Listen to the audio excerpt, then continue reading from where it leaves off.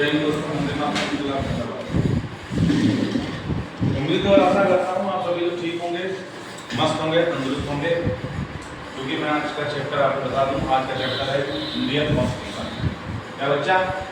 Indian constitution, इसको हिंदी में कहते हैं भारतीय संविधान। भारतीय संविधान, भारतीय संविधान।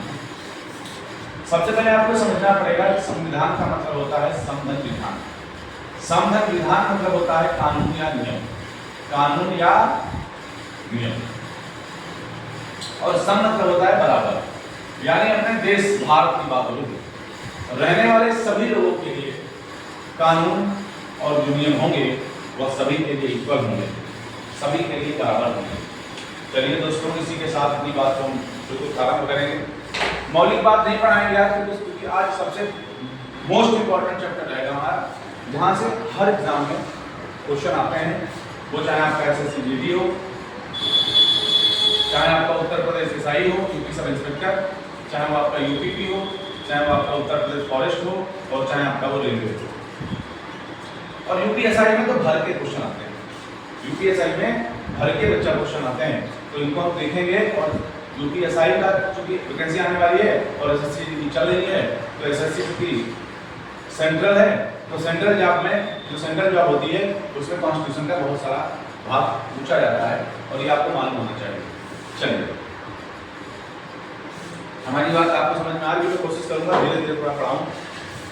आज हम पढ़ेंगे जिसको, उसका नाम है फंडामेंटल राइट। क्या बच्चा? Fundamental right.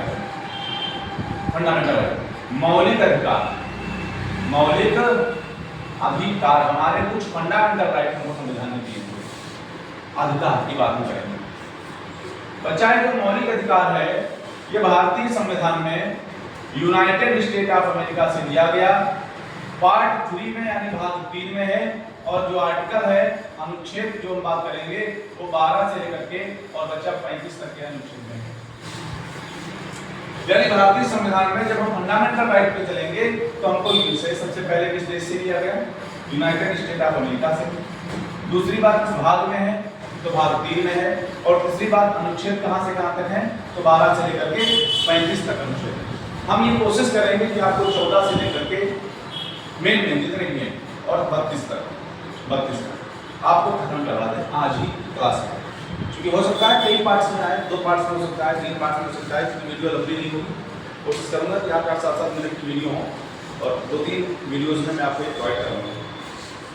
कैमरा मैन से चाहूँगा कि 7 मिनट 6-7 मिनट वीडियो बनाएं, ज़्यादा लंबी वीडियो बनाने को नहीं, क्योंकि बच्चे बोर होंगे। चलिए, अनुच्छेद 12 से 35 तक की बात हम करते हैं। तो 12 में बच्चा कुछ नहीं है, अनुच्छेद 12 में कुछ नहीं है, 12 में सिर्फ परिभाषा है, डिफिनीशन ऑफ फंडामेंटल राइट, यानी मौलिक अधिकार की परिभाषा क्या होगी 12 में। 13 में भी कुछ नहीं है, 13 में उनकी व्याख्या की गई है, बस और कुछ नहीं है। मेन बात आती है अनुच्छेद 14 से, आर्टिकल 14 से आती है। तो कहां से स्टार्ट होती है साहब बात? देखिए, मैं इसको मटेरियल्स कर रहा हूं बेटा।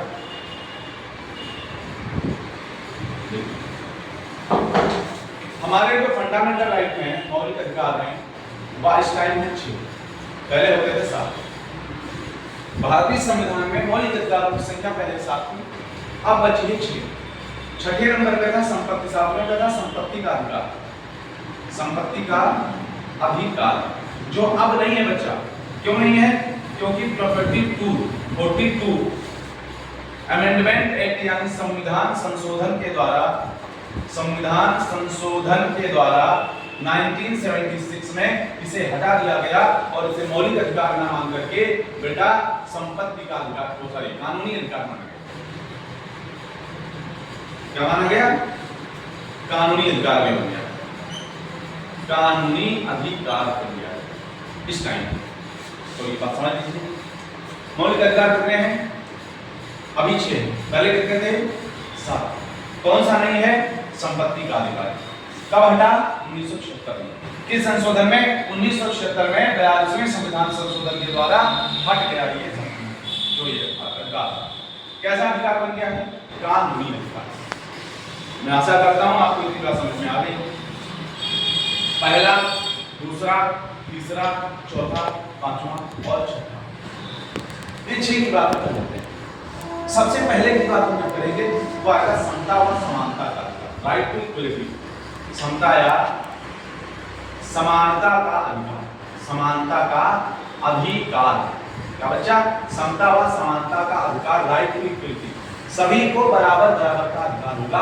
और ये आर्टिकल की बात जब हम करेंगे तो 14 to 80, 14 से लेकर के 18 तक के अनुच्छेदों में बताया गया कि समता और समानता का अधिकार।